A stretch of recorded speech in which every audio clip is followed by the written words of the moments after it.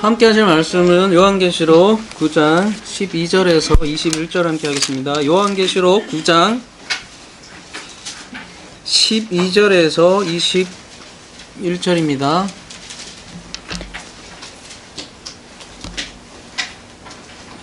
길죠? 기니까 첫 번째하고 끝에 알파와 오메가만 읽겠습니다. 첫째와는 지나갔으나 보라 아직도 이후에 화 둘이 있으리로다. 또 그 살인과 복술과 음행과 도둑질을 회개하지 아니하더라. 다른 말씀을 하나하나 읽어가면서 강의해 나가도록 하겠습니다. 우리 지난주에 무적행과 황충에 대해서 요한계시록 9장을 통해서 알아보았습니다. 무적행은 우리가 자세히 알아봤죠. 어원과 여러 가지를 살펴봤을 때 사람들이 생각하는 그 지옥 소굴이 아니라 그 흔히 생각하는 그런 소굴이 아니라 바로 물이 없는 우물, 바로 교회가 무적행이라는 것을 우리가 알아보았습니다. 그리고 그 무적행 안에는 그 무적행 안에서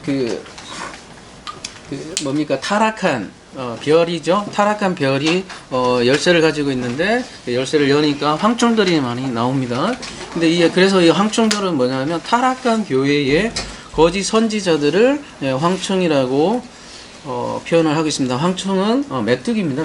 메뚜기의 특성은 뭡니까? 우리가 알아보았듯이 그 수가 굉장히 많고 다 잡아먹는 그 성격이 있죠. 그래서 그 수많은 거짓 선지자들이 나와서 영혼을 잡아먹는 장면을 우리가 요한계시록 9장에 살펴봤고요. 그리고 오늘 말씀 전에 무적행의 사자의 왕이 있으니 아바돈이라고 했습니다. 그 아바돈이 타락한 교회에서 왕노릇하는 자라고 할 수 있겠습니다. 그 아바돈이 수많은 메뚜기, 즉 거짓 선지자들을 거느리고 있는 겁니다. 그래서 여러분 이 메뚜기가 아르벤데요.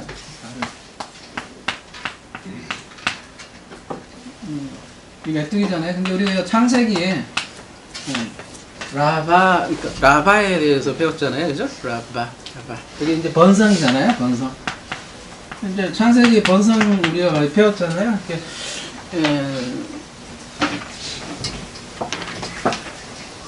하나님의 아들들로 진리로 가득 번성해야 될 이 땅이 뭘로 가득 차게 되는 거예요?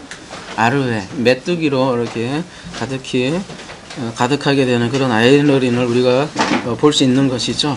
이 메뚜기들은 사람들에게 고통을 줘요. 근데 그 고통을 통해서 오늘 본문은 이 회개를 촉구하는 장면이 나옵니다. 여러분, 그 메뚜기는 거짓 선지자들인데 거짓 선지자들도 피해자예요. 피해자. 스스로 그러고 싶은 것서 그런 것도 아니고 그래서 이 거짓 선지자들도 회개하기를 하나님께서는 원하시겠죠. 그런 장면 오늘은 보여준다고 할 수 있고요.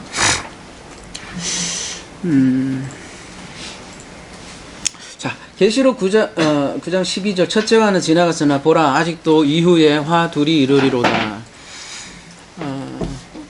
독수리가 화가 있다고 했잖아요. 근데 우리가 첫째 화를 봤고 이제 두 번째 화를 보는 겁니다. 우리가 잊지 마십시오. 나팔재앙은 여리고 성 함락과 기돈 전투와 밀접한 관련이 있다고 했죠. 예루살렘 성이 이제 여리고 성이 되었고 그 예루살렘 성은 다름이 아니라 우리 인간 존재를 가장 대표해서 보여주는 것이라고 여러분이 잊지 않았으면 좋겠습니다. 그런 문맥을 자꾸 잃어버리면 우리가 자꾸 그 이상한 전쟁으로 됩니다. 오늘도 본문이 그렇게 잘못하면 그렇게 흘러갈 수 있거든요. 13절 여섯째 천사가 나팔을 불매 내가 들으니 하나님 앞 금 제단 넷불에서 한 음성이 나서 이 금 제단이라고 하면 어디를 말합니까?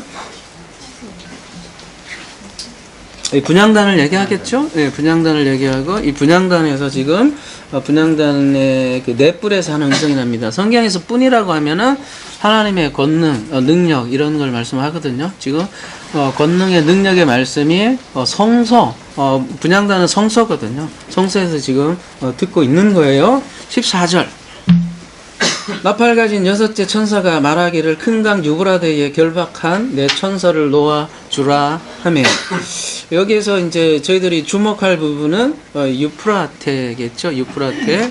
유프라테에서 잠깐 살펴보도록 하겠습니다. 여러분 예레미야 51장 60절 보면요.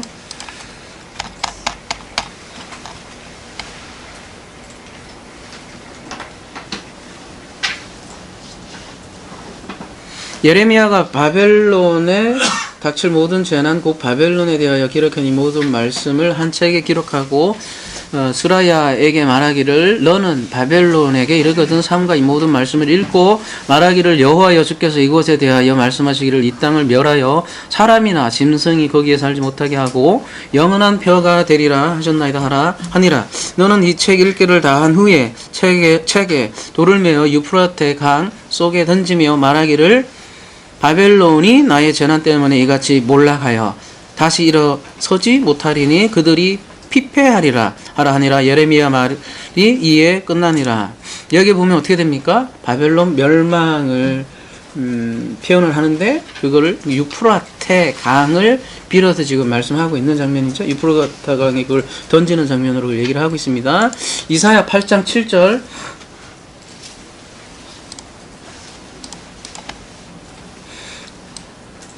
8절까지요. 그러므로 주 내가 흉룡하고 창이란 큰 하수 곧 아수로 왕과 그의 모든 위력으로 그들을 뒤덮을 것이라. 그 모든 골짜기에 차고 모든 언덕에 넘쳐 흘러 유다에게 들어와서 가득하여 목에 미치니라. 임마누엘이여 그가 펴는 날개가 내 땅에 가득하리라 하셨느니라.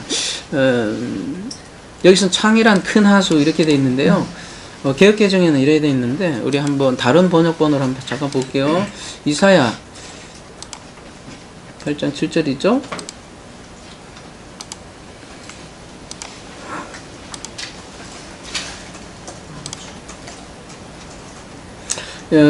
지금 새 번역본 볼게요. 보면은 나주가 저 세차게 넘쳐 흐르는 뭐라고 되어 있어요? 유프라테스 강 이렇게 여기서 이렇게 표현하거든요. 그래서 아수르 왕과 그 제국을 큰 강 유프라테 강으로 성경에서는 비유를 합니다. 여러분 유프라테 강은 어디에 있습니까? 이스라엘을 기준으로 하면 이쪽 동쪽 이쪽 동서 이쪽에 동북 쪽으로 있잖아요. 이렇게 막혀 있잖아요. 그래서 그쪽에서 넘어온다는 건 뭘 뜻하죠? 예, 이스라엘을 침공하는 게 되겠죠.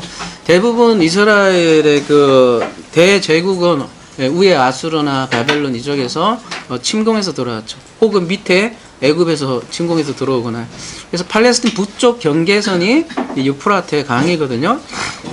그래서 구약성경에서는 이렇게 바벨론이나 아수르를 가리켜서 유프라테 강이라고 합니다. 그래서 유프라테는 하나님의 대적을 상징하기도 하고요. 근데 이제 놀라운 것은 하나님의 대적을 이용해서 하나님께서 뭘 해요? 또 이스라엘을 깨닫게 하시죠. 그게 심판이라고 하죠. 그래서 하나님의 대적이기도 한데 하나님의 대적이 심판의 대리자로 또 사용이 되는 거예요. 계시록 9장 15절 바로 넘어가도록 하겠습니다.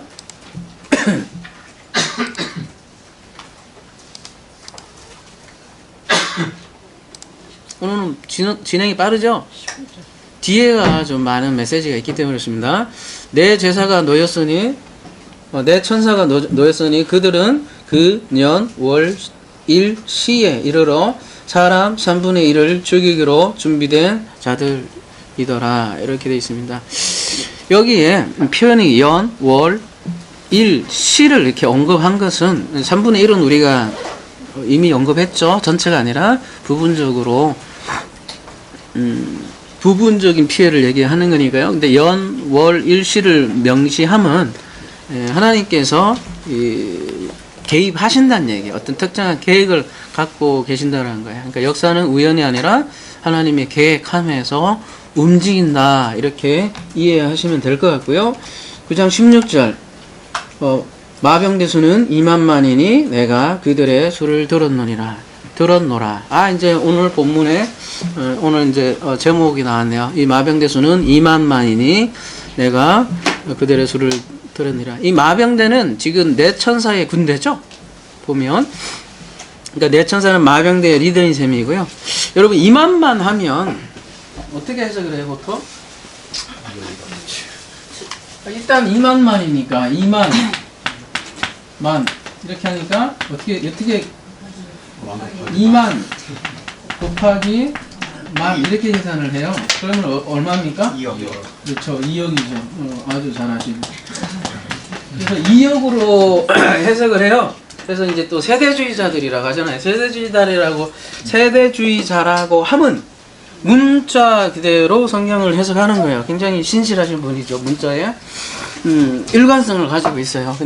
일관성을 가지고 있으면서도 오늘 같은 경우 모순도 가지고 있는데, 아무튼 그 세대주의자들은 이 2억이라고 보기 때문에 어떻게 해석을 하냐면, 중공군이나 예전에 왜 우리 공산주의하고 자본주의가 굉장히 대립이 됐을 때 굉장히 무서웠잖아요. 어떤 공산당이 싫어하면서 얼마나 무서웠어요.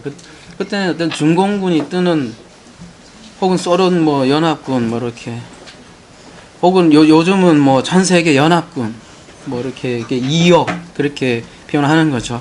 그래서 그 연합군이 2억이라는 군인이 이스라엘에 이렇게 대거 침공해서 들어와서 이스라엘을 멸망시킨다, 이렇게 보는 것 같아요. 근데 여러분, 그 세계 2차 대전 때 참가한 군인의 숫자가 몇 명인지 아세요? 혹시 아시는 분? 1억이 넘을까요? 안 넘어요. 7천만이라고 해요. 근데 지금은요, 무기가 굉장히 발달되어 있습니다. 발달되어 있어서 항공모함 하나만 뜨면 초전 박살내거든요.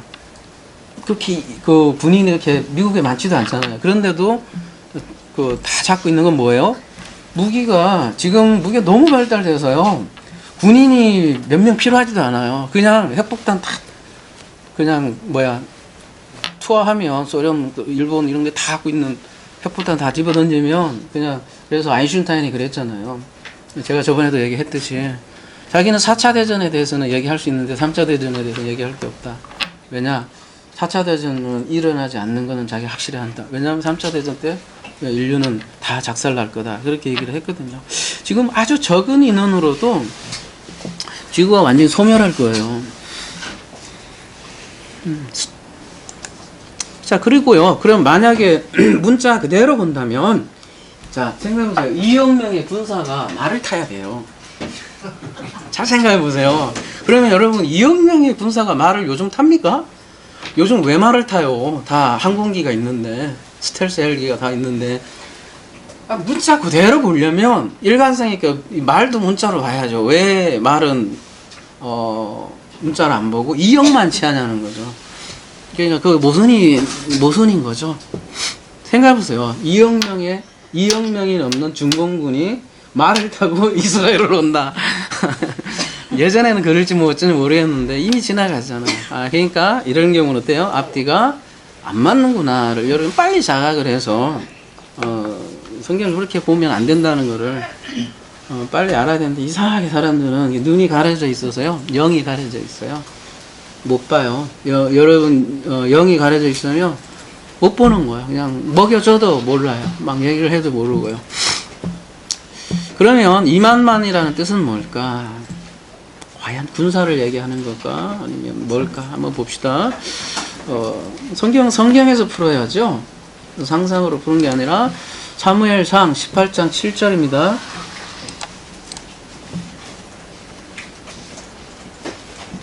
여인이 뛰들며 노래하여 이르되 사울이 죽인 자는 천천히요 다윗은 만만이로다 한지라. 그때 이제 사울이 뜨는 장면이죠. 새로운 리더로 부각하는 장면이고, 그때 다윗이 만만이면 몇 명이에요? 억이에요?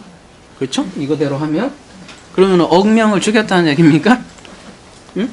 뭐예요? 다윗이 사울보다 훨씬 더 뛰어나다라는 걸 표현을 한 거고, 그 전공이 탁월하다라는 걸 이렇게 만만으로 표현을 한 것이죠. 아주 많은 수를 얘기할 때 성경에서 천만을 사용하는데 천천 만만 하면서 강조한 거죠. 시편 68편 17절 보시면 하나님의 병거는 천천히요 만만이라 주께서 그 중에 계심이 신의 산 성수에서 계심 같도다. 다윗은 이렇게 하나님의 군사였다는 것을 보여주는 표현이죠. 여러분 이미 우리가 봤죠. 요한계시록 5장 11절.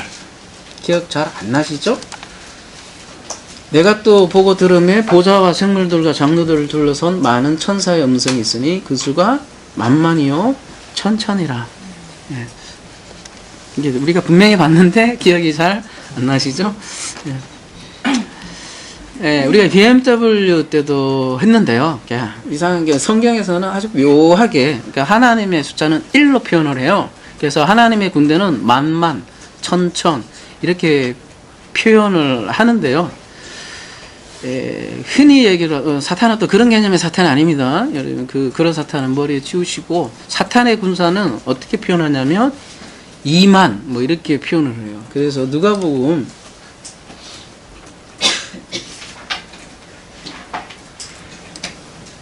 14장 31절 보면 물론 숫자가 더 많은 걸로 이렇게 표현을 했지만 굳이 이자라는 단어를 쓴다는 거야. 또 어떤 임금이 다른 임금과 싸우러 갈 때 먼저 1만 명으로서 2만 명을 거느리고 오는 자를 대적할 수 있을까 헤아리지 아니하겠느냐. 이렇게 2만 명을 사탄의 군사로 이렇게 묘사를 성경에서 이렇게 왜냐하면 2라는 거는 성경에서 여러 가지 문맥으로 분리를 뜻하거든요. 분리. 여러분 그 다이몬 귀신이죠. 귀신이란 뜻이 원래 분비하다, 분리하다라는 뜻이거든요. 귀신이 다른 존재가 아니라 이게 분리하는 거거든요. 그래서 2만만은 사탄의 군사를 뜻한다고 할 수 있겠습니다. 그러면 이 군사들의 실체는 실체적으로 그 중공군도 아니고 UN 연합군도 아니고 어떤 군사겠어요? 가만히 보니까 그 다섯째 나팔의 황충과 다름이 없다는 거죠. 메뚜기 떼들이 어때서요? 그 특징이 그 숫자가 굉장히 많았었잖아요. 근데 지금 마병대도 마찬가지로 굉장히 많다는 거예요. 그래서 이 마병대를 그 당시 요한의 시대라면 로마 군대가 될 수도 있겠고, 근데 지금으로 얘기하면 세상 나라 군대로 이렇게 연결이 할 수가 없어요. 저도 그럴 가능성을 굉장히 가능성에 두고 계속 봤었거든요. 혹시나 해서 봤는데 그럴 수가 없더라는 거예요. 없더라고요. 왜 그러냐? 그 다음 구절에서 계속해서 그 세상 나라의 군대가 아니라는 그 증거들이 계속 그 말씀 속에 있다라는 거예요. 요한계시록 9장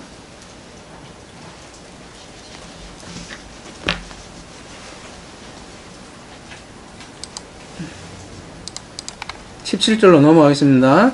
이 같은 환상 가운데 그 말들과 그 위에 탄 자들을 보니 불빛과 자줏빛과 유황빛 호심경이 있고 또 말들의 머리는 사자 머리 같고 그 입에서는 불과 연기와 유황이 나오더라.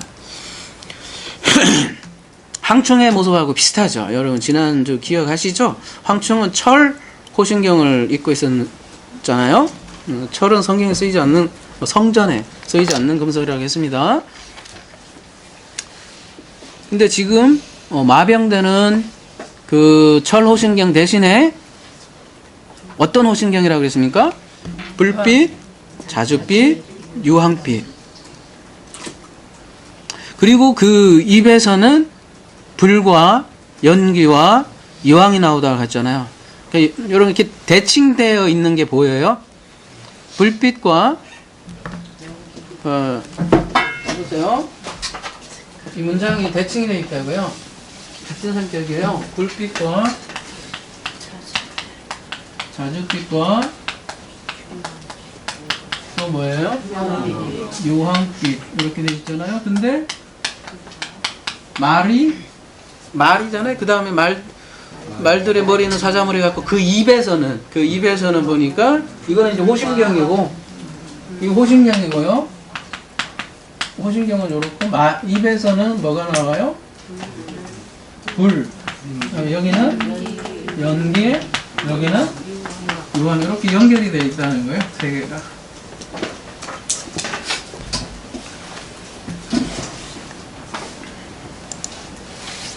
그러면요, 여러분 불과 연기, 유황은 어떤 심상이 딱 떠올라요, 여러분이?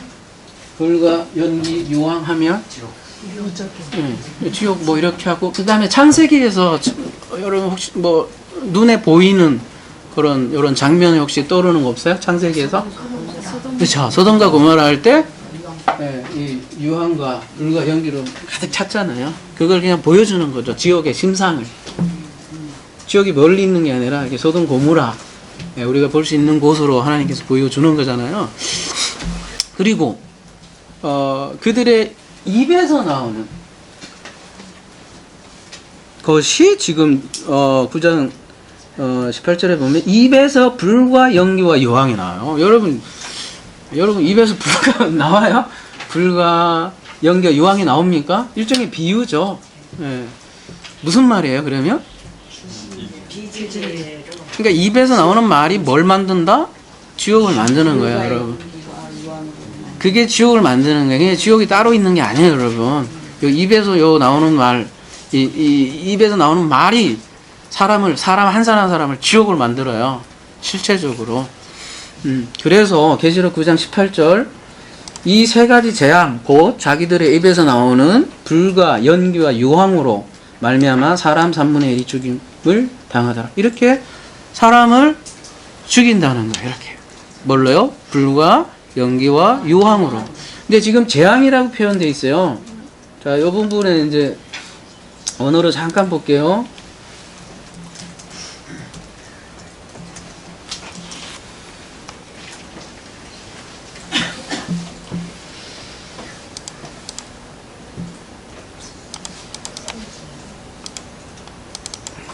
플레게라고 되어 있는데요. 플레게 때림이라고 되어 있잖아요. 때림. 여러분 때림 하니까 또 타작 생각하시는데 그거 이제 그런 개념 싹 잊어버리세요. 여러분이 그 생각하면 생각할수록 여러분 그 개념이 계속 남는 거예요. 지옥 속에 사는 거예요. 저한테 비난도 하지 말고 머릿속에서 싹 지우세요. 그래야 무적행이 그러니까 지웠다면 말도 하지 마세요. 이제는. 그래서 싹 지우시고 자, 때림이라고 돼 있는데 사하나 이 책인데 사하나에서 유래했다고 했잖아요. 가보면 사람 때리는 거냐? 이렇게 생각을 하겠지만 그 사람 때리는 게 아니에요. 뭐예요? 플레소 여러분 산산순 할 때 많이 본 단어잖아요. 뭐예요? 뭐 할 때 때리는 거예요. 이게 평평하게 하는 그런 개념이죠. 4111 가볼까요? 4111 그죠? 이 플라소 빚다, 만들다, 날조하다, 형성하다. 이게 어느 때 쓰이는 단어예요? 우리 이거 산산송 때 성전을 만들 때 납작하게 때려갖고 이렇게 납작하게 평평하게 한 게 그게 궁창이라고 그런 거예요. 궁창을 쫙 하늘에 펴다라고 할 때 이렇게 딱 납작하게 때려서 그거를 긴물에다 이렇게 씌우는 거거든요. 그래서 성전을 그렇게 빚어서 만들다 할 때 이 플라소라는 단어거든요.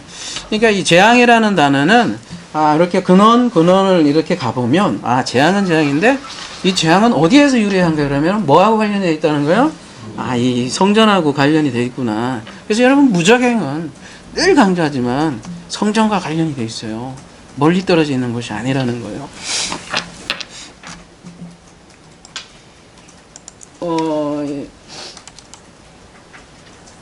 이 사하나 이칠 플라게 한번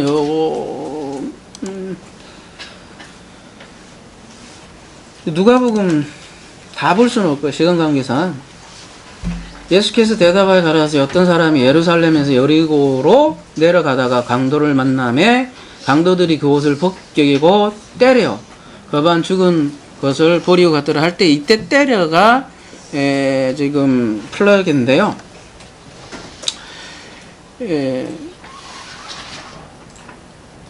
지금 이거 때린 그 주체가 어딥니까?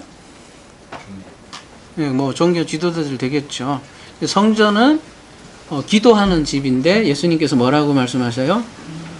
강도의 소굴을 만들었다 그렇게 얘기를 하잖아요. 근데 그런 강도가 성전에 있는 강도죠. 그런 강도를 만나서 죽게 되는 그럴 때 때렸다 그렇게 얘기하는 거예요. 그래서 강도들에게 거의 죽은 존재들이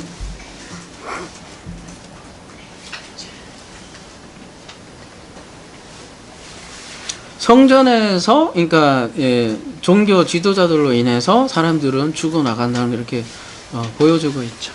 그런 거를 때린다 이렇게 표현을 하고 그거를 오늘 요한계시록에는 뭐예요? 재앙이다 이렇게 얘기를 해요. 계시록 9장 19절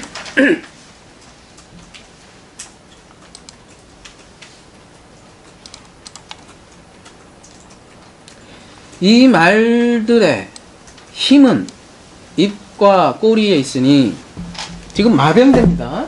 2만만 마병된데 그 숫자가 뭐 많은 게 좀 구체적인 숫자라기보다는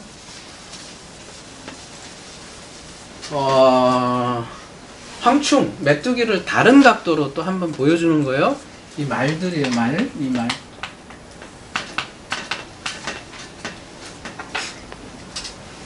성경에서 말은 흰말만 예수 그리스도의 말이고 나머지는 하나님의 말을 대적하는 말이에요.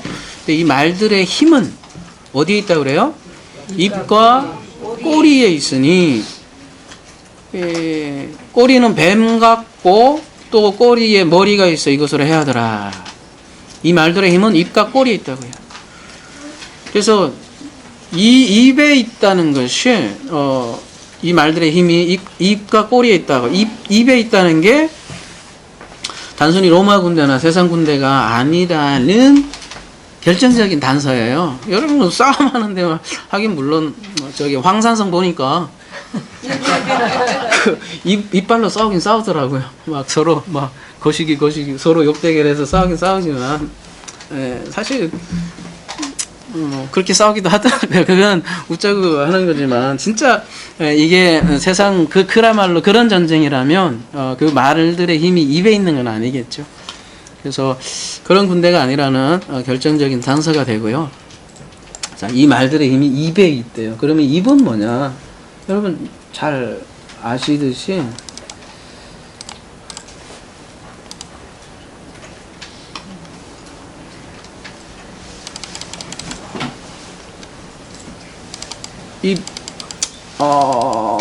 요거 한 몇 가지만 볼까요? 독사의 자식들아 너희는 악하니 어떻게 선한 말을 할 수 있느냐? 이는 마음에 가득한 것을 입으로 말함이니라. 마태복음 15장 11절 입에 들어가는 것이 사람을 더럽게 하는 것이 아니라 입에서 나오는 그것이 사람을 더럽게 하는 것이니라. 이렇게 입은 이렇게 말하고 관련되어 있어요. 특별히 더러운 말, 거짓말, 악한 말 이런 거 할 때 입과 관련해서 많이 얘기하거든요. 요한계시록 9장의 심상은 그런 거예요. 그런 말.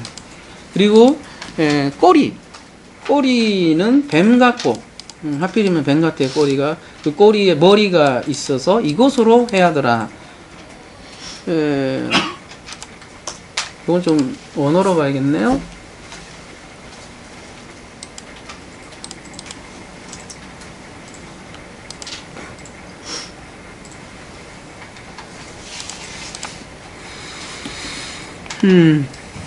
머리. 일단 머리는 뭐 여러분 참 이거 잘 알아두세요. 케팔레라고 되어 있지만 케팔레. 머리는 인류는 항상 두 머리가 있죠. 창세기 3장 15절에 보면 여자의 후손과 뱀의 후손으로 나눠지고 우리의 머리는 누구예요? 예, 그리스도죠. 그래서 신약에서 굉장히 많이 강조하죠. 에베소서에 보면 그리스도가 우리의 머리다 이렇게 얘기를 하죠. 에베소서 4장 15절 보면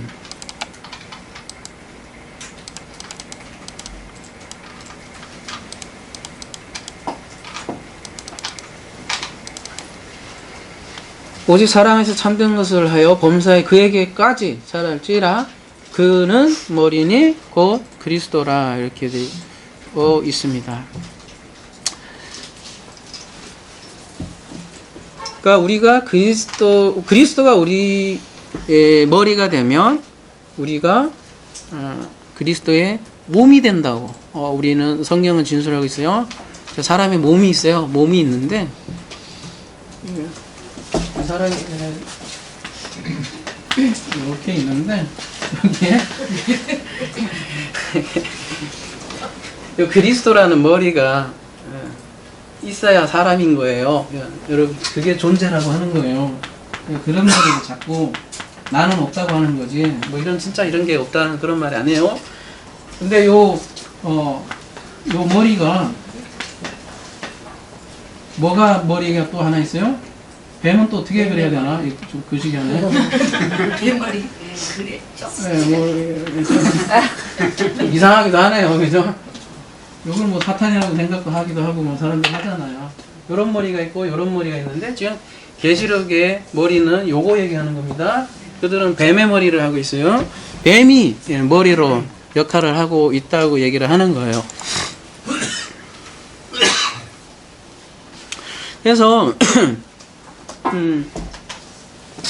우리 생각을 해보세요. 우리 뭐 이렇게 제가 우스갯소리를 이렇게 그렸지만 이게 실상이에요. 창세기 3장에 보면 여인이 있고 여인의 후손이 있고 뱀의 후손이 있잖아요. 그래서 사람은 실제로 그리스도의 몸이 있고 실제로 뱀의 후손들이 있어요. 어떻게 작용을 하냐면 창세기 3장에 이게 뱀이 하나 있잖아요. 그리고 가인으로 이렇게 연결이 되잖아요. 그게 또 그리고 제가 거듭 말씀드리지만 창세기 3장의 뱀은 거짓 선지자라고 해서 말씀드렸잖아요. 그들도 무신론자들이 아니라고 그랬어요. 가인도 무신론자가 아니라 가인도 제물을 드리고 했단 말이에요. 이렇게 근데 그게 어떻게 연결이 되어 오냐면 부모잖아요. 부모가 잘못된 그거를 어떻게 해요? 자녀들에게 알려줄 것 같아요? 안 알려줄 것 같아요? 계속 알려줍니다. 계속 알려줘 내려갑니다. 그래서 천대까지 이른다는 이렇게 하나의 말씀이 다 바로 그런 거거든요. 부모를 공경을 하면 천대까지 복을 받는다는 게 계속 내려가는 겁니다, 여러분. 그래서 우리가 여기까지 와서 뱀의 교육을 계속 이렇게 받아서 여기 한국에 있는 나는 여기에 있을 수도 있다는 거야. 근데 이게 뱀의 라인이고 이게 뱀을 머리로 한 거고 여기 그리스도를 머리로 한 거는 많지도 않아요 또. 네? 이렇게 그냥 가끔 둘? 근데 왜 안 맞냐면 이 사람들 여기서 계속 얘기를 해. 이렇게 진리를 전해요. 예를 들어서 아벨이 진리를 전했어요. 가인한테 어떻게 돼요? 맞아 죽잖아요. 다 이렇게 얘기하다가 죽고 마지막에 이렇게 가서 예수님이 마지막에 오셔서 뭐라고 이렇게 얘기를 했죠? 이 독사의 새끼들. 딱 독사의 새끼들 맞잖아요. 네? 딱 독사의 후손들이잖아요. 그러다가 어떻게 됐어요? 이렇게. 네. 우리 죽으라 하는데 실제로 죽을 줄 몰라요. 이렇게. 진짜 제대로 진리를 얘기하면 맞아요. 이렇게 여기는 많아요. 여기 메뚜기처럼 많아요. 근데 여기는 별로 없어요, 실제로. 이게 인류가 이때까지 돌아가는 역사예요. 제가 밴드에 글 돌렸지만 양심이라는 게 있잖아요. 우리는 그 양심으로 신론증을 한다고. 우리 양심으로 봐서 신은 반드시 있을 거다 이런 얘기를 하거든요. 사람은 선을 추구하기 때문에 반드시 하나님이 있을 것이다. 그게 칸트가 얘기한 거잖아요. 칸트가 얘기한 거는 이 세상은 불공평하기 때문에 반드시 천국과 지옥이 있어서 불공평을 메꿀 거다라는 게 칸트가 얘기한 거 핵심이잖아요. 그러니까 사람들이 이게 양심이 있다고 생각을 하는데 그걸로 봐서 신이 있다고 이렇게 논증을 하는데 제가 던지고 싶은 질문은 이 양심이 순수하냐는 거죠. 응? 이게 계속 뱀이 가르쳐온 사람이 양심일 수 있다는 거예요, 여러분. 결코 자기 자신이 가지고 있는 양심도 자기가 아닐 수 있단 말입니다. 누구한테 배운 걸 수 있어요? 예, 뱀은 어디냐면 계속 이렇게 이어지는 거예요. 자기 부모의 부모, 부모의 부모, 부모의 부모, 부모의 부모, 부모의 부모.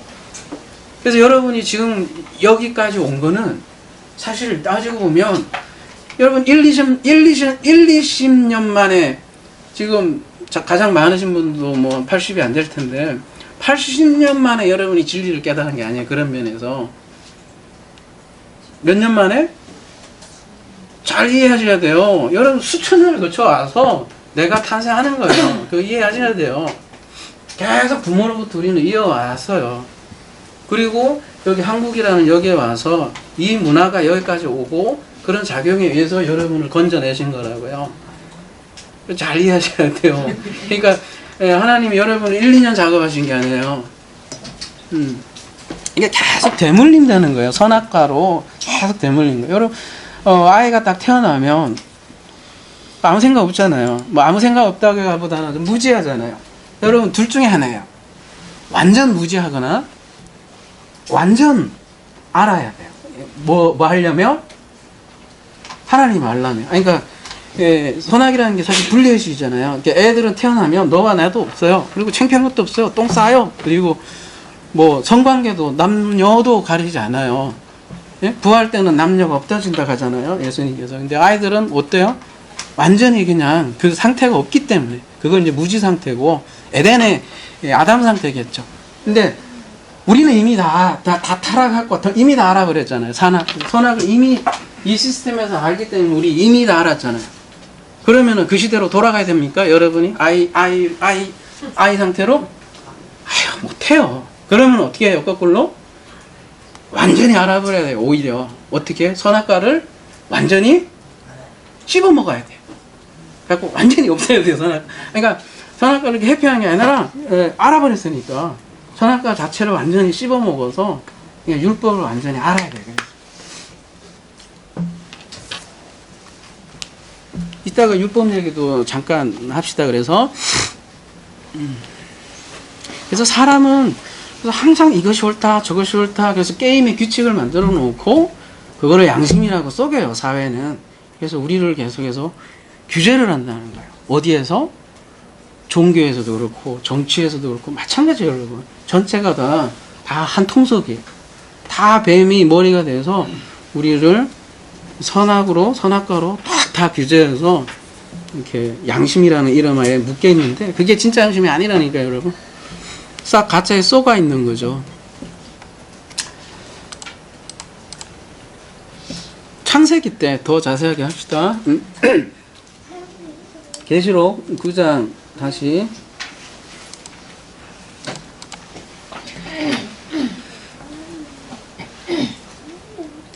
그래서 그 머리가 있어 이것으로 해하더라 이렇게 하거든요. 뱀의 도구로 사람을 해야 한다라고 되어 있는데요.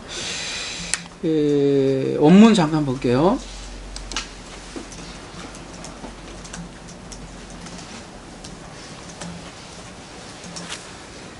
해야 하는 게 어떻게 해야 하는 거냐 보면 우리가 개혁개정 보면 그래서 이게 조금 아시까리하다 그러면 여러분이 원문 좀 보셔야 돼요. 그런 면에서 해야만 해코지 하는 건가 이렇게 아니면 죽이더라 이러면 이렇게 하면 어떻게 보면 해야 하는 게 죽이는 것 같잖아요. 네? 그러니까 중공군이 이렇게 칼로 물게 해서 이혁명이 와서 죽이는 것 같잖아요. 해야 하다 이렇게 하니까. 그래서 원어를 봐야 돼요.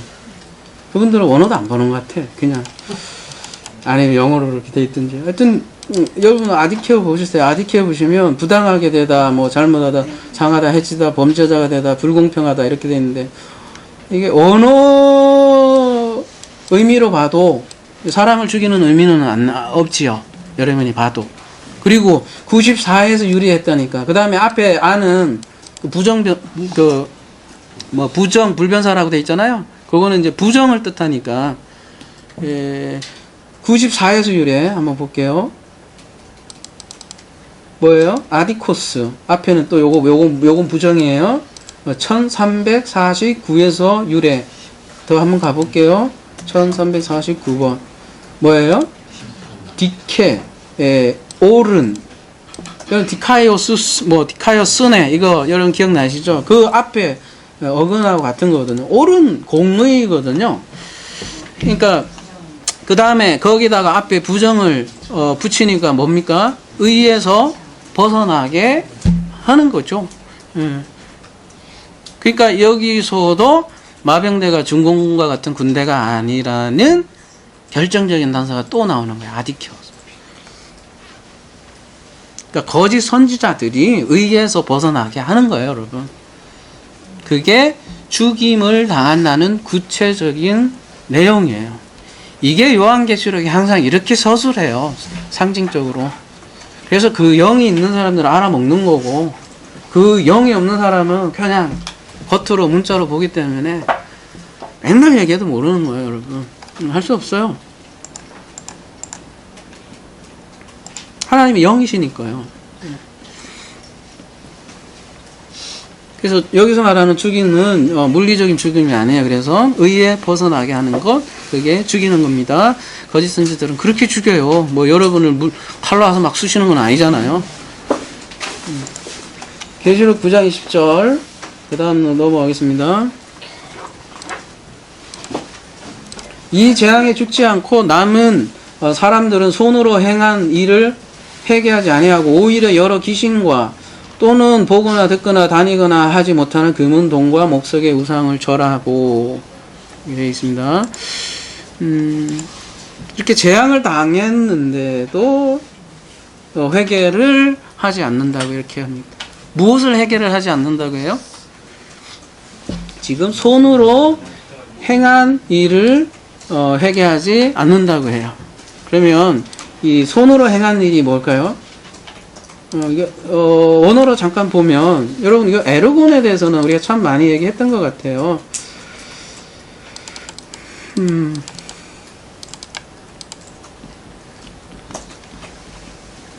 그 에르곤의 그 주체가 누구냐에 따라서 중요한 거예요.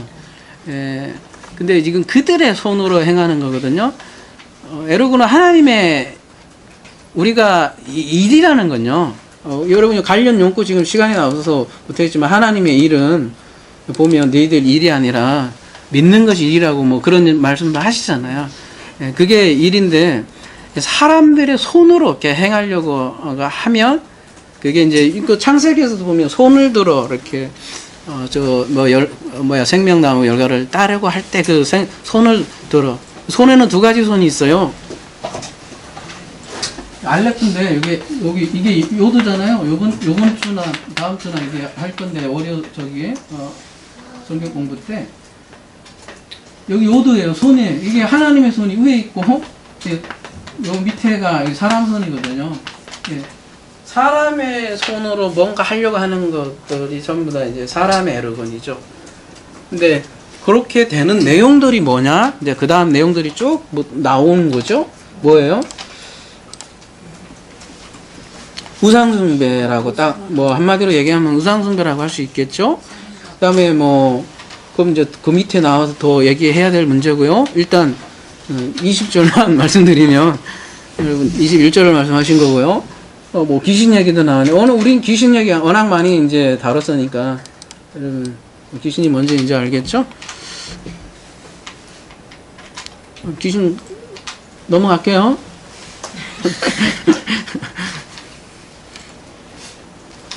그 분리하는 영이에요. 귀신은. 그리고 우리 지난주에 얘기했잖아요. 그 계시록 12장 얘기하면서 큰 영, 옛뱀, 사단, 마귀가 다 같은 얘기라고. 그리고 창세기 3장에 가면 옛뱀이 창세기 3장에 그 뱀이고 거짓 선지자들이고 거짓 선지자들은 다 이렇게 다 나눠요. 사람들 쫙 나눠야지. 사람을 나눠야 통치가 된다니까. 여러분 정치를 조금만 알면 왜 좌파 우파 이렇게 있어요. 그래야 해먹어요, 여러분. 하나 되면 정치가 뭔 피가 있겠어. 다 망하는 거지. 그러니까 그 사람들이 일부러 막 쪼갠단 말이에요. 그거를 이해하지 못하고 사람 막 분내갖고 열받아갖고 맨날 좌파 죽이네 우파 죽이네 이러는데 원래 그래요. 그 사람들은 그렇게 해야 사람 먹는 거예요. 그게 귀신들이에요. 그렇게 분리시키는 존재들이. 그 우상은 뭐예요? 보이는 형상이죠. 그 우상의 핵심은 그 안에 살아있지 않은 거예요. 우상의 핵심은 생기가 없는 거예요. 그래서 그리스도가 없는 거를 우상이라고 하고요. 그거를 그래서 고린도전서 8장 4절에 그러므로 우상의 제물을 먹는 일에 대하여는 우리가 우상은 세상에 아무것도 아니며 또한 하나님은 한 밖에 없는 줄 아니라. 우상은 세상에 아무것도 아니며 이렇게 우상은 하나의 허구라고 사도 바울은 얘기하고 있습니다. 요한계시록 9장 마지막 절, 오늘의 메인 절입니다. 제가 여기를 좀 다루고 싶어서 빨리 왔어요.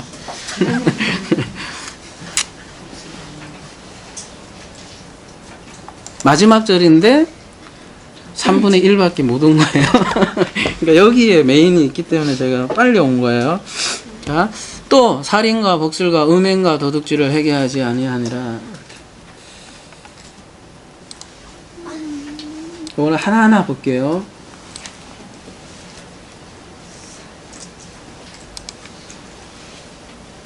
가장 중요한 회개하지 아니하니라. 회개에 대해서 좀 알아야 될 것 같아요. 회개. 요건 제일 나중에 다루기로 하고요. 여기에 가장 중요한 단어가 앞에 있으니까. 근데 어디로부터? 살인. 그 다음에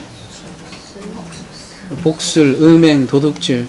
살인하고 음행, 도둑질은 이게 여러분 같은 소속, 그러니까 같은 쪽에서 얘기를 해야 될 것 같고, 아주 조금 더 생각을 해야 될 것 같고, 그런 의미에서 복술부터 먼저 얘기를 하면,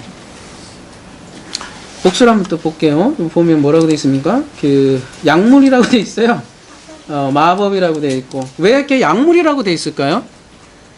약물하고 복술하고 무슨 상관이 있을까요?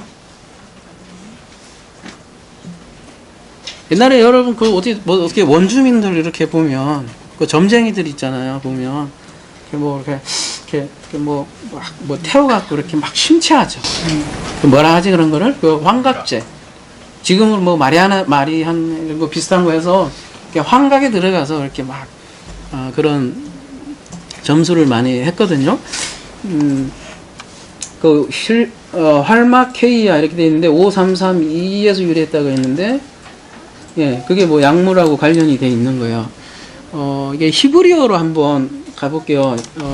신명기 18장 10절 가보면 여러분 아주 잘 아시는 말씀이 여기 있는데요. 여기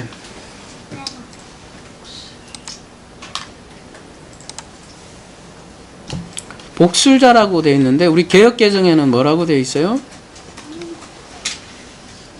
조금 다르게 되어 있을걸요? 점치는 자로 되어 있죠? 개역개정에는 점치는 자인데 캐셈이라는 단어인데 뭐라고 되어 있습니까? 제비, 점술, 점보는 사람이에요. 그러니까 그러니까 개역개정 맞죠? 그리고 7080에서 유래했다고 하는데 점치는 사람이에요. 점치는 사람.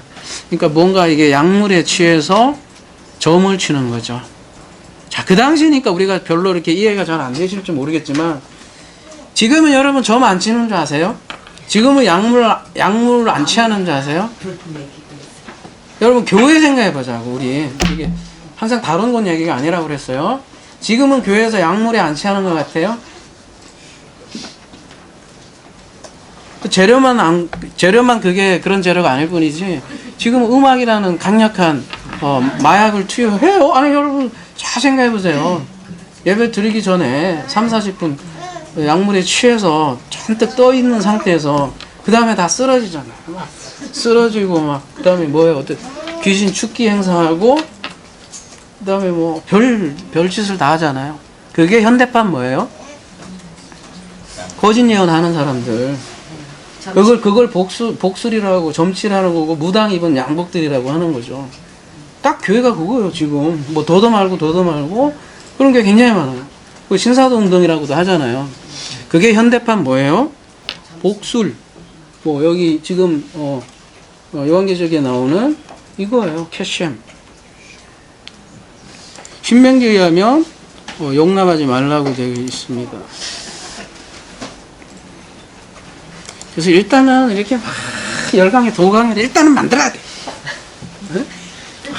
쿵쿵 떠갖고 하든지 뭐 하든지 사람을 이렇게 감정으로 취하게 만들어야 돼. 그 다음에 그래야 그게 씨알이가 먹히거든요. 그런 걸 잘 이해해 보세요. 이게 마리아나하고 음악하고 뭐가 비슷한지, 뭐를 이렇게 마취를 시키는 건지. 그래야 이게 이 말씀이 뭔지를 알 수 있다고. 지금 우리가 마병대에 대해서 얘기하잖아요. 이만만 마병대에 전략과 전술이 뭐냐고요. 그 사람들이 뭐 이거라는 거예요. 그 다음 단어요.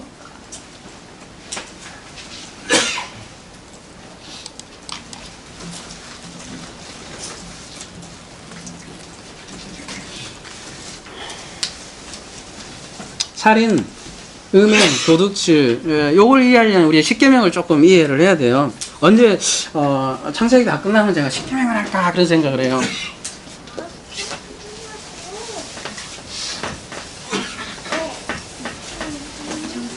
근데 여러분 이렇게 생각을 좀 하시면 좀 좋을 것 같아요. 성경을 읽을 때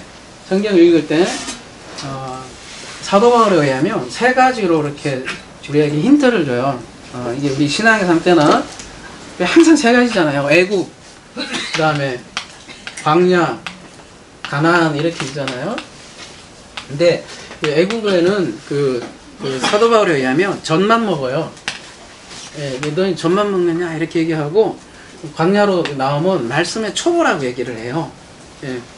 너희는 우리 말씀의 초보에 머물지 말고 뭐로 가라 그래요? 단단한 음식까지 가라 이렇게 얘기를 하거든요. 그래서 이 젖을 먹는 거는 우리 그냥 교회예요. 쉽게 얘기해서 세상 교회. 여기서는 뭐가 젖이냐면 목사가 주는 교리. 더 이상 더 이하도 아니에요. 교리 그냥 전통. 여기서 계속 내려오는 교리들 있잖아요. 그 이상 그 이하도 아니에요. 그 교리에서 벗어나면 다 죽일 놈이고. 그렇기 때문에 여기서 주는 건 교리. 이거 필요할 수도 있을지도 모르겠어요. 근데 젖일 뿐이에요. 이거는 뭐 답이 없어요. 근데 여기에서 뭘로 넘어가냐 되면 반드시 말씀의 초보 율법을 우리가 알아야 돼요. 율법을 떠야 그 다음에 얘가 몽학 선생이 돼서 이쪽으로 넘어온다고요. 근데 여기는 그러니까 율법 몰라요, 여러분. 그걸 아셔야 돼요. 뭐 그런 율법도 모르는 율법을 폐기하니 많이 뭐 율법을 초하니 이렇게 얘기할 수가 없는 거예요. 그런 의미에서 우리가 이거를 율법을 지금 간략하게 지금 얘기를 하려고 하는 건데요. 사실은 이거를 알아야 돼요, 우리가. 요런 관점으로 한번 서신서를 보세요. 서신서를 보면 어떤 거는 막 율법적인 것 같기도 하고 어쩐 데 막 헷갈릴 수 있잖아요. 이런 눈을 보면 다 보여요. 단단한 음식으로 보면 다 보여요.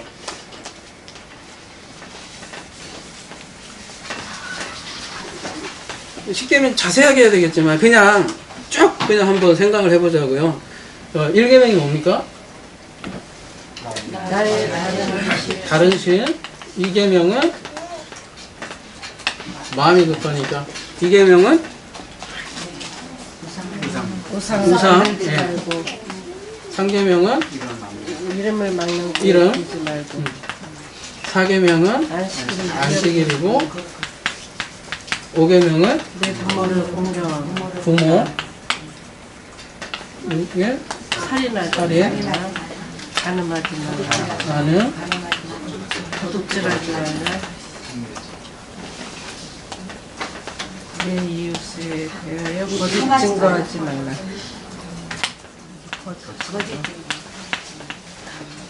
이웃의 집을 탐내지 말라. 이거잖아요. 그래서 이제 이 부모 공경이 이쪽으로 가냐 이쪽으로 가냐 지금 뭐 여러 가지 싸우잖아요. 이게 이제 여기서부터는 여기까지는 신명이고 여기는 이웃계명이다 이렇게 얘기하는데 별 크게 중요하지 않을 것 같아요. 거기라도 무슨 상관이. 그런데 저는 여기에 더 가깝다고 생각하는 이유가 뭐냐면 요 계명 하나하나 자세하게는 다 할 수 없어요. 다 할 수 없지만 여기에 다 내용이 전부 다 하나님과 관련이 돼 이웃에 관련된 게 있을 수 있을까요? 한번 여러분 생각을 해보세요. 고민해. 여기가 이게 이웃 계명이 될 수 있을까요? 이게 한번 생각을 해보세요. 다른 신, 우상, 이름, 안식일 잘 안 떠오르죠. 다 하나님과 관련돼 있는 거죠. 근데 이쪽은 보세요. 부모가 이웃 부모도 있지만 누구 부모도 있어요? 아니 뭐 하나님도 있단 말이에요. 진짜는 이거예요. 진짜는 하나님이고 말 그대로 그러니까 영적, 육적 나눠지죠. 자, 살인 어떻게 나눠져요? 영적, 육적 나눠지죠. 여러분 개념상에 이미 그렇잖아요.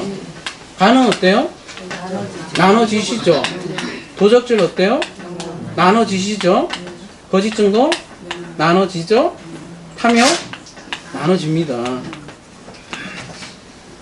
그래서 이게 우리가 굳이 뭐 이거는 신계명, 이거는 이웃계명 이렇게 나눌 필요도 없어요. 성경에서 말하는 계명은 다 이거예요. 전부 다 하나예요. 다 영에 관한 거예요. 일단 여기까지는 제가 얘기할게요. 다 얘기는 할 수 없으니까. 그래서요, 마태복음 12장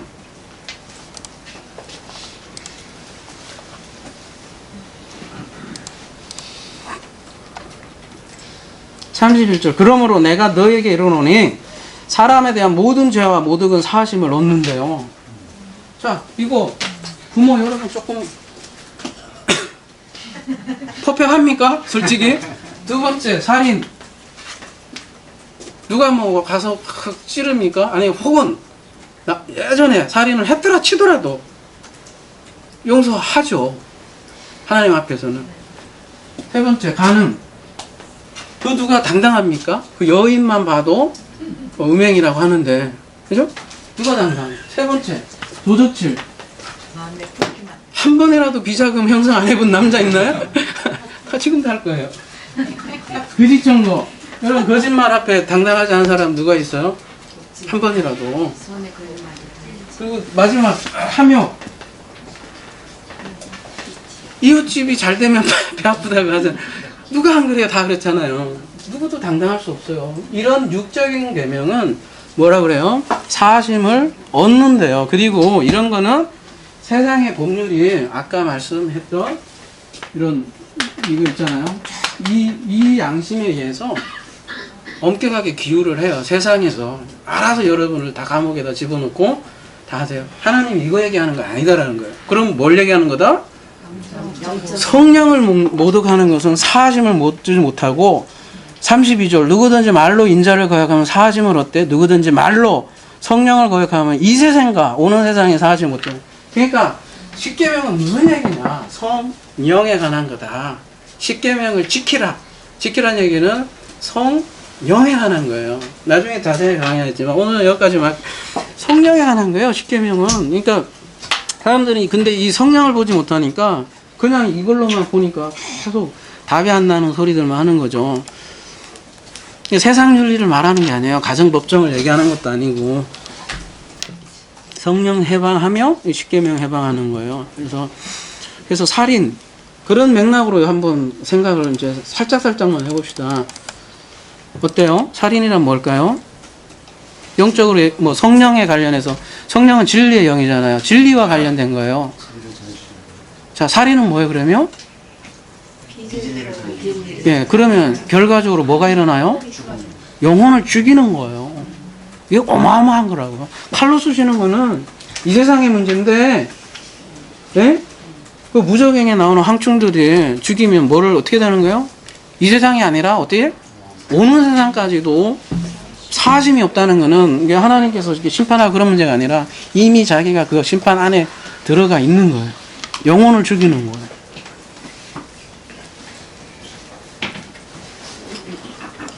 그걸 타락한 천사라고 하는 거예요, 여러분. 그래서 마태복음 5장 21절에 보면 뭐 살인, 욕하는 것만 해도 그 지옥에 들어가리라 예수님께서 그런 얘기 하시잖아요. 아이고, 그거 하면 또 더 시간 너무 올라가겠다. 건너갈게요. 그건 산상수훈 참고하시고요. 두 번째, 그러면 간음, 음행, 포르네이아인데요. 여기 보면요, 포르네이아 보면 매음, 간음, 근친상간, 이런 건 이제 밑으로 이렇게 보시면 되고요. 이게 우상숭배, 음란 이렇게 되어 있거든요. 이게 그러니까 간음이 우상숭배하고 관련이 되어 있구나. 그냥 단어로 봐도 여러분이 알 수 있다는 거예요. 그래서 예수님께서 그 여자만 봐도 이게 그 음행이다 이렇게 할 때 성경에서 여자는 또 나눠져요. 여러분 항상 성경이 묘한 거예요. 이게 이렇게 나눠진다는 걸 항상 여러분이 생각을 해야 돼요. 그래서 이 여자를 본다는 건 뭐냐면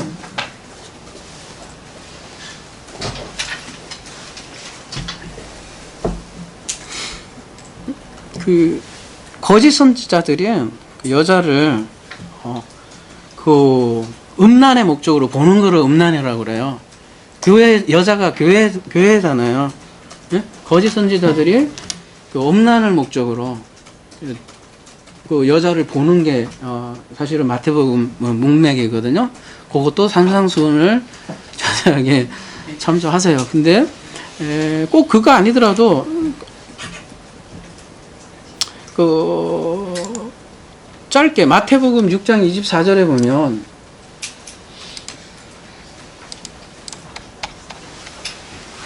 한 사람이 두 주인을 섬기지 못할지니 혹 이를 미워하거나 저를 이제 두 주인 얘기가 나오잖아요. 이제 재물로 대표를 나오는데 재물이라는 건 뭘까요? 가장 어떻게 보면 자기가 소중하다고 생각하는 거잖아요.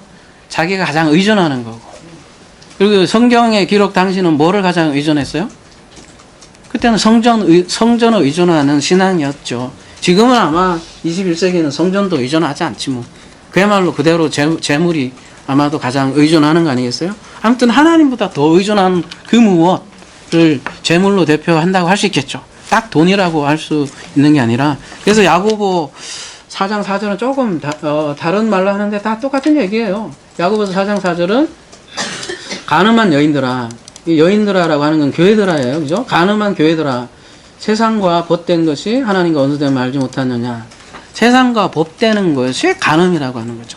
그러면 이 세상은 이런 피지컬리 세상 얘기하는 게 아니라 그 세상적 존재를 뜻하는 거야. 그러면 세상적 존재라는 거는 뭘 뜻할까요? 마태복음 12장 39절에 보면 간음에 대해서 명확하게 답을 합니다. 예수께서 대답하여 이르시되 악하고 음란한 세대가 표적을 구하나 선지자 요나의 표적밖에 보일 표적이 없느니라. 표적 구하는데 그걸 뭐라 그래요? 그거를 음란하다고 그렇게 얘기를 음란하시다고? 네. 표적을 구하는데 그거를 음란이라고 그래요. 그러니까 하나님을 잘못 알고 구하는 거를 뭐라 그런다? 음란이라고 성경에서는 얘기해요. 세상에서 얘기하는 음란하고 좀 다르죠? 성령과 관련돼 있는 거예요, 여러분. 그래서 성경에서 말씀하는 간음은 두 주인 섬기는 것, 즉 진리의 하나님과 기복, 표적, 번영, 뭐 이런 거 수많은 것들, 신비, 아까 너무 막 쓰러지고 뭐 있잖아요, 그런 거. 예. 그래서 두 주인을 섬기는 거, 왔다 갔다 하는 거, 오락가락하고 그런 거를 간음이라고 하고요. 도적질은 뭘까요? 클렘마라고 되어 있는데요. 도적질도 마찬가지예요. 여러분 이 맥락에서 크게 보면은 뭘 도적질하는 거예요? 갈취하는 거죠. 그래서 성전을 뭐라 그래요? 예수님께서 강도의 소굴이라, 이 도둑의 소굴이라 이렇게 얘기를 하잖아요. 그러면 오늘 나는 뭐예요? 귀신. 이제 여러분 그 맥락으로 보시면 다 같은 말이죠. 살인, 복술, 음행, 도둑, 우상, 귀신 다 무슨 용어예요? 다? 네, 다 종교적인 용어고 다 성전에서 일어나는 일들이고 진리와 관련된 말이죠. 예. 한마디로 말하면 전부 다 생명 없는 것을 쫓아가는 거예요. 예?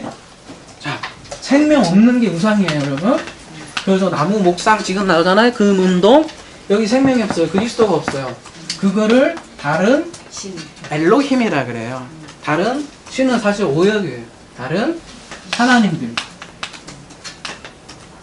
다른 신 하니까 뭐 다른 이상한 신이 있는 그런 것 같잖아요. 다른 여기 1계명에서 얘기하는 다른 하나님들이라고 말하는 것은 뭐냐면 그렇게 기복, 번영, 표적 이런 걸로 알고 있는 너만의 엘로힘, 네 자신이 엘로힘인데 그 잘못된 다른 신들로 섬기지 말라 그 얘기거든요. 그 이런 말씀이에요. 한마디로 얘기하면. 그러니까 말씀을 망령되게 하지 말라. 성령 해방하지 말라. 이 얘기고. 네가 안식일을 잘 지키라. 네가 안식이 되라. 예. 네가 그런 존재가 되라. 예, 그 얘기 쉽게 다 했잖아요.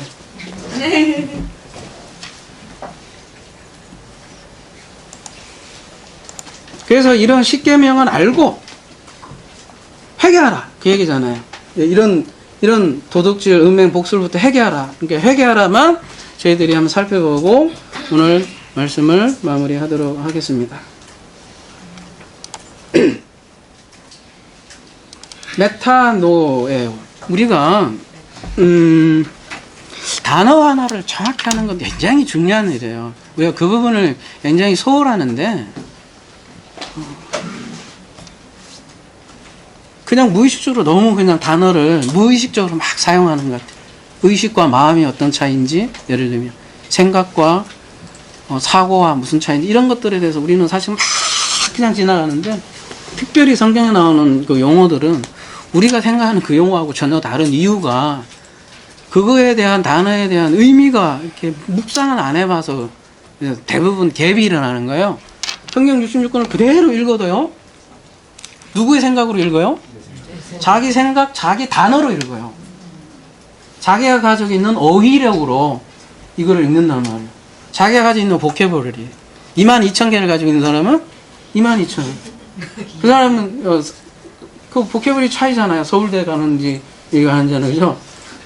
많이 가지고 있는 사람이 시험을 잘 보듯이, 이게 성경은 많이 안다는 문제가 아니라 그 자기 어휘로 이거를 읽으면 그렇게 읽는 거예요. 마찬가지잖아요. 아까 살인, 음행, 도둑질도 그런 어휘로 가지고 있으면 그렇게 보니까 어떻게 하든 뭐 다 안 한다고 생각하지. 내가 언제 살인해?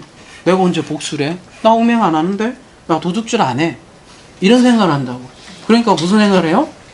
나 의인이야. 회개할 거 하나도 없어. 근데 뭘 회개해? 아, 이건 누구 얘기다? 내 얘기가 아니고 저 나쁜 놈 얘기구나. 뺑! 자기는 살짝 빠져요. 그래서 그렇게 빠지는. 근데 하나님은 죄인을 위해서 왔죠. 의인하지 않다고 하거든요. 자, 그래서 회개 그 단어를 좀 알아야 되는데, 회개가 왜 중요하냐면 마태복음 4장 17절에 예수님께서 시험을 받으시고 나고 처음 선포한 복음이 회개하라, 천국이 가까이 하느라. 사실 여러분, 회개라는 단어하고 천국이라는 단어, 이 두 단어만 알아도 성경이 어떻게 돼요? 쭉 연결이 되는 거예요. 이렇게 연결. 천국이라는 단어 하나 알면요, 여러분, 이게 연결이 되는 거예요. 다 안다고 하면 제가 좀 교만하고, 이렇게 연결이 드디어 풀리기 시작해요, 실마리가. 근데 천국이 가까이 오려면 회개를 해야 된다는 거죠. 그러면 회개가 뭔지를 알아야 되니까요. 자, 회개. 말 그대로 메타 플러스 3539. 뭐, 메타는 무슨 뜻입니까? 한번 봅시다. 3326.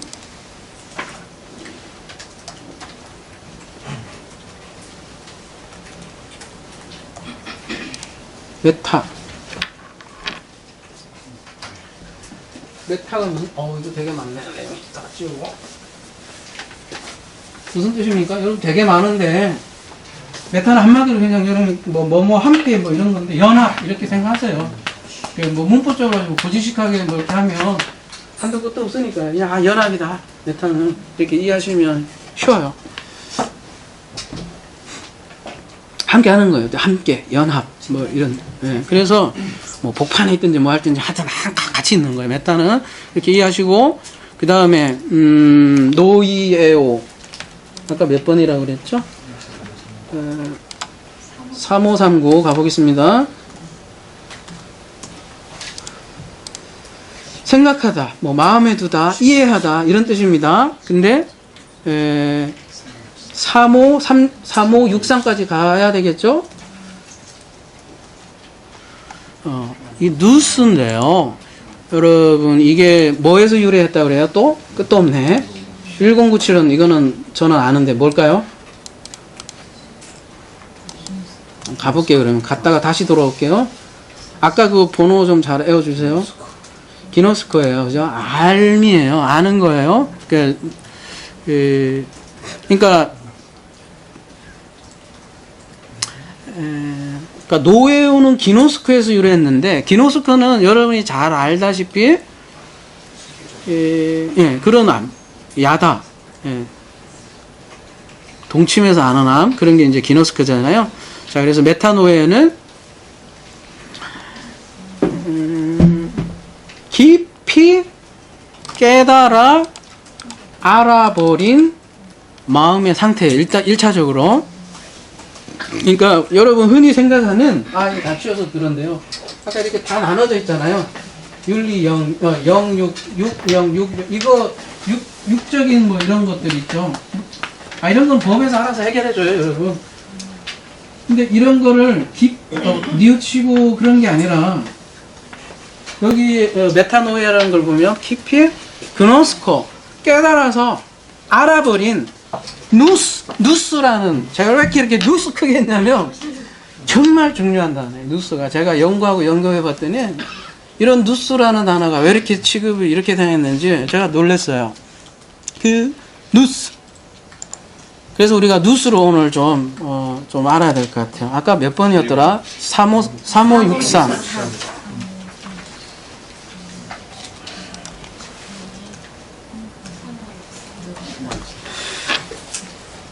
이 3563이 보면 우리 개혁 개념에 전부 그냥 마음 정도로만 번역이 돼 있어요. 이 누스라는 단어가.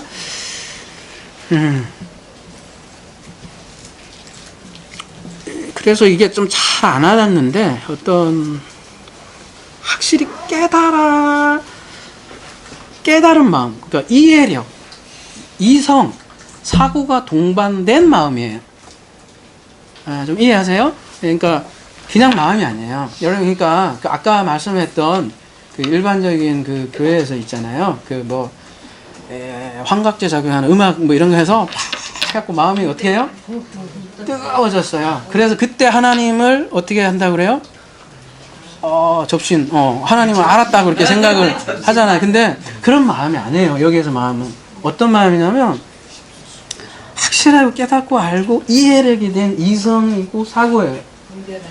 그래서, 이런 누스가 얼마나 중요한 거라고 철학자들도 알았어요. 플라톤은 뭐라고 했냐면, 그분은 영혼을 세 부분으로 나누는데 그 중에 가장 상위에 있는 게 누스다. 이렇게 얘기를 해요. 그래서 그런 단어 개념이 있을 거 아니에요. 플라톤이 언제 사람이에요?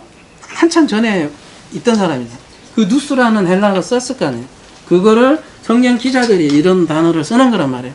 그러면 그 단어에 어느 정도 들어가 있는 거, 녹아 있는 거예요. 요한이 로고스라는 단어를 썼던 거는 그 로고스라는 그 개념이 우주 전체를 연결하는 그 바로 뭐 도가에서 얘기하면 뭐 그거를 알고 있기 때문에 로고스를 쓴 것처럼 루스는 그런 개념이라는 거죠. 그러니까 진리를 깨닫게 해주는 그 마음, 그 의식 이런 거를 누스라고 해요. 그러니까 인간이 하나님을 인식하는 이유는 바로 이 누스 때문이에요. 누스. 그러니까 그래서 스토아파에서는 이거를 신과 그대로 연결해요. 이 누스가 신이다라까지도 얘기하고, 에픽티투스라는 이 철학자는 아예 이 누스가 하나님의 본질이라고도 얘기하고요. 그래서 이 누스를 잠깐 한번 봅시다. 그래서 우리가 신앙생활을 어떻게 해야 되는데 이 답이 이 누스를 알면 나와요. 네, 안전운전 하세요. 자, 내가 만일 방언으로 기도하면 나의 영이 기도하거니와 나의 마음은 누스, 열매를 맺지 못하니라 할 때, 이때에 누스를 사용하고요. 고린도전서 1장 10절 보세요. 이걸로 그냥 조회를 해볼까?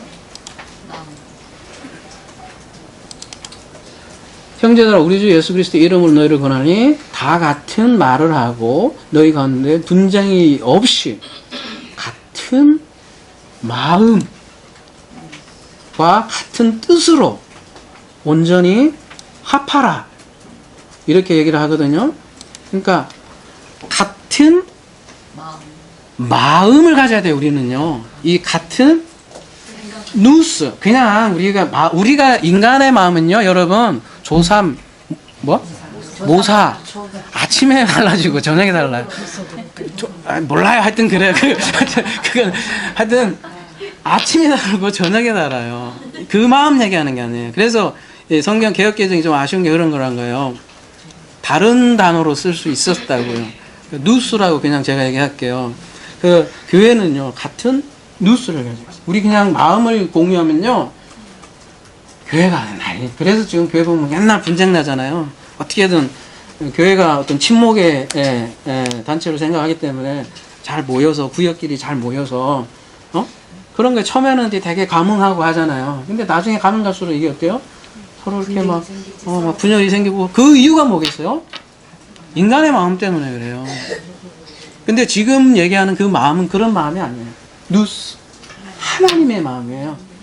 하나님의 마음은 여기 왔다리 갔다 하는 그런 마음이 아니라 정확하게 이어져 있는 이해력, 이성, 천지 우주를 이끌고 가는 코스모스의 그 의식, 완전한 이해, 그냥 하나님의 본질 자체예요. 그 마음과 또 뭐래요? 같은 뜻을 가지고 있는데 이 뜻이 뭐예요? 이것도 마찬가지로 1097에서 유래했네. 그러니까 이것도 뭐예요? 같은 누스와 같은 알물 공유하라고 그랬죠. 그러니까 교회는 그러니까 그런 거예요. 누스하고 알물 공유하는 거지. 막 이게 마음을 공유하다 보면 물론 뭐 정겨운 건 좋은데 상처받을 수 있다고요. 근본적인 그 누스를 공유를 한다는 것이죠. 자, 이 누스가 어디에 사용되어 있냐면 여러분이 좀 더 감이 올 거예요. 누가복음 24장 45절 보면 이제 저희 마음을 열어 성경을 깨닫게 하시고 할 때 어떻게 해요? 이 누스라는 단어를 썼어요. 이게 진짜인 거예요. 이럴 때 뭐를 깨닫게 돼요? 성경을 깨닫게 된 거예요. 근데 앞에 요 조금 앞에 보면 뭐라고 돼 있냐면 32절 가보시면요.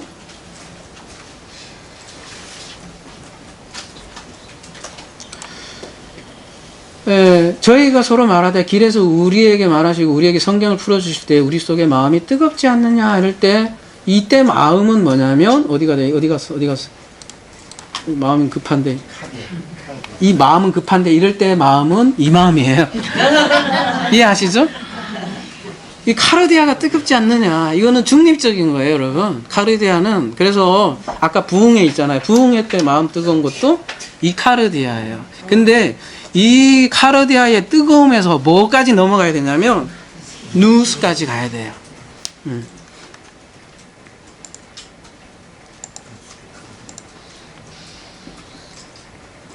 그러니까 마음이 이게 기쁜 것만 갖고는 안 된다고요. 물론 기뻐야죠. 신앙생활 하는데. 근데 기쁨이 어디에서 나와야 되냐면 명확한 깨달음에서 나오는 기쁨이어야만 전혀 흔들리지 않는다고요. 뭐 월요일 다르고 금요일 다르고 이런 문제가 아니라고요. 빌립보서 4장 7절 그리하면 모든 지각에 뛰어난 하나님의 평강이 그리스도 예수 안에서 너희 마음과 생각을 지키리라. 이렇게 여기도 보면 여기 뭐 이게 해석을 이렇게 모든 지각에 뛰어난 이러니까 이게 별로 여러분 느낌이 안 오실지 모르지만 이 카르디아하고 생각, 마음과 생각을 보다 위에 있는 개념으로 지금 나와 있고요. 누스니까 마음과 생각을 지키는 근원인 거예요. 그리고 그 근원보다도 더 근원인 거는 지금 하나님의 평강이라는 거죠. 평강이라는 건 무슨 뜻이에요? 에이레네? 하나가 된다는 뜻이죠? 고요해지는 거예요. 하나가 되면. 고요해지는 거예요. 어떻게 보면 생각조차도 없어지는 그 고요함. 그게 하나님의 의식이고 그게 우주 전체를 쫙 덮고 있다고요. 그러니까 사실은 진짜 하나님을 알게 되면 어떻게 돼요? 오히려 잠잠해지는 거예요. 잠잠하라 이렇게 성경에서 날뛰라 이래 안 한다니까요. 진짜로 여러분 진짜 하나님 알게 되면 거꾸로 그 바알과 그 전투했던 엘리야 보세요. 나중에 잠잠하는 소리잖아요. 거꾸로 가고 있어요 지금 교회가. 모르니까 그렇게 해서라도 받아야 되니까 그게 뭐라 그래요? 아까 복술이라고 우상이라고 하잖아요. 고린도전서 14장 15절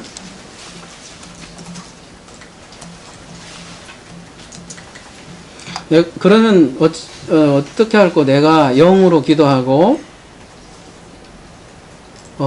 또 마음으로 기도하며 내가 영으로 찬미하고 또 마음으로 찬미하리라. 이렇게 이 마음으로 여러분 찬미를 하고 마음으로 기도하래요. 이제 아시겠죠? 기도가 뭔지. 네. 말하지 않아. 그게 기도지. 뭐 이렇게 복술 뜨겁게 했어. 이제 복술로 뜨겁게 했어. 마음이 이제 뜨거워졌지. 자, 다 함께 주여 삼창합시다 해갖고 그거 아니라니까. 기도가 그거 하나님하고 누스와 연결되는 건데 그래갖고 연결이 안 된다니까. 다 자기 불 떼는 거예요. 그걸 성경에서 뭐라고 하냐면 불못. 아니야. 그걸 불못이라고 하는 거란 말이에요. 불은 스스로 지가 떼요. 불못. 진짜요. 불못이 그거란 말이에요. 여러분 자꾸 거꾸로 자꾸 추상적인 거 생각하지 마세요. 현실은 여기에 있다니까요. 19절.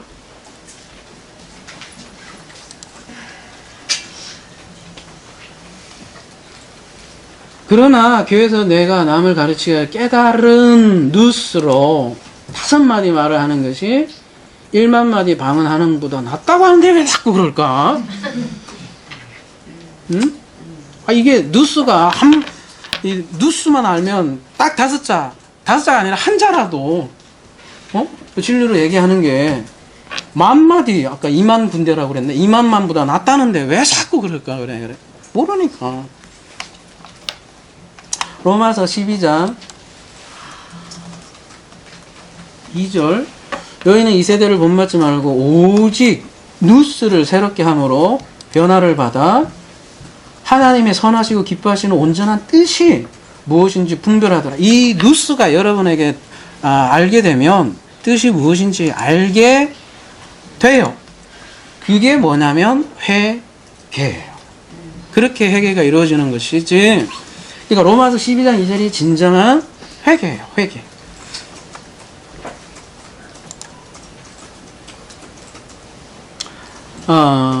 고린도전서 조금 길어서 어떻게 할까 지금 고민 중인데 2장 그냥 읽지는 않고요. 여러분 설명으로만 해드릴게요. 자, 고린도전서 2장 보면요 11절 사람들의 일을 사람 속에 있는 영의 누갈리 이와 같이 하나님의 일도 하나님 영 외에는 아무도 알지 못하리라. 하나님의 영으로 표현했잖아요. 근데 지금 14절로 넘어가 보면 하나님의 성령으로 표현이 돼 있어요. 그리고 마지막에 보면 그리스도의 마음을 가졌은 이렇게 돼 있어요. 근데 여기 원어에 보면요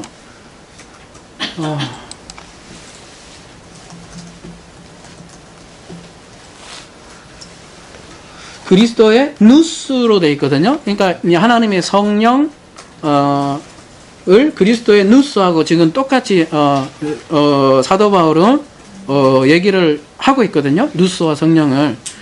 그러니까 그 깨달은 이성, 생각 그게 자체가 성령과 지금 동일시하기 때문에 그만큼 중요하다는 게 그게. 그걸 제가 요즘 자주 사용하는 말로 하나님의 의식이라고 자꾸 표현을 해요. 그래서 항상 그 의식을 가지고 행하라는 거예요. 의식을 알고 의식을 가지면 자기가 분별을 할 수 있다는 거예요. 똑같은 행동이라도 똑같은 행위라도 그때 달라지는 거예요. 자, 다시 정리해 볼까요? 메타노에오. 길게 설명을 했지만 메타 플러스 노에오. 즉 함께 생각하고 같은 마음을 가지는 것이에요. 그러니까 누스와 함께 하는 것, 누스와 연합하는 것, 메타. 그게 회개라는 거죠. 그래서 그렇게 되면 어떻게 돼요? 아버지와 같은 마음, 의식, 뜻, 생각을 가지는 것이 뭐예요? 회개다. 그러니까 단순히 이거 육적인 도덕적 잘못을 뉘우치는 것은 근본적인 회개가 아니다. 네. 그렇게 회개를 해서 관역에서 벗어난 것. 관역이라는 게 진리에서 벗어난 것이잖아요.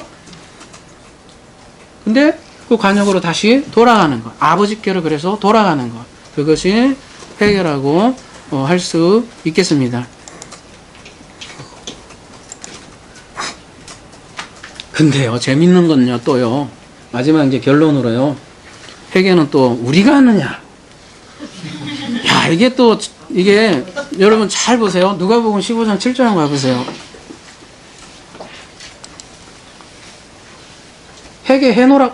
회개하라고 하시고서는 또 어떻게 하냐면,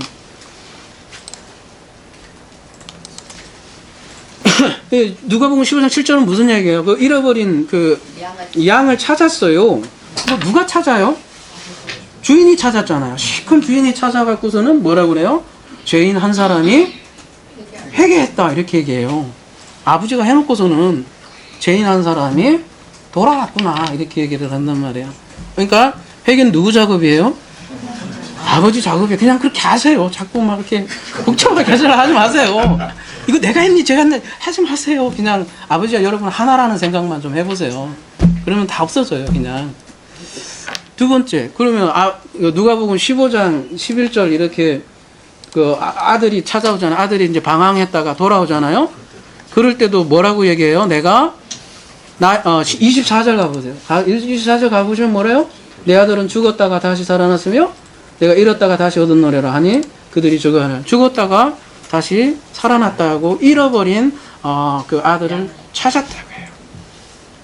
이제 얘는 옛 딴에는 회개했다고 했는데 아버지는 잃어버린 거 찾고 드라크마도 마찬가지잖아요. 보면 드라크마도 잃어버렸는데 찾고서는 또 회개하고 연결하고 하거든요. 그래서 어때요? 모든 것은 아버지가 하신다.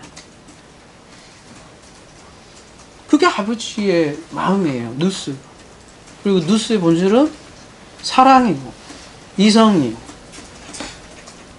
그래서 그 중심, 관역으로 돌아오는 것, 그게 회개라는 거예요. 그걸 깨달으면 여러분이 심판이 없구나. 그냥 구원 받은 거구나를 누가 가르쳐 주는 거 아니에요. 그냥 확신? 이런 것도 필요 없어요. 자꾸 너 확신을 구원 받았니? 확신이 이런 소리 자체도 필요 없어지는 그렇게 되는 게 그렇게 돼요. 아버지의 누스를 알게 됩니다. 이러한 아버지의 누스가 저와 여러분에게 충만하기를 기도합니다.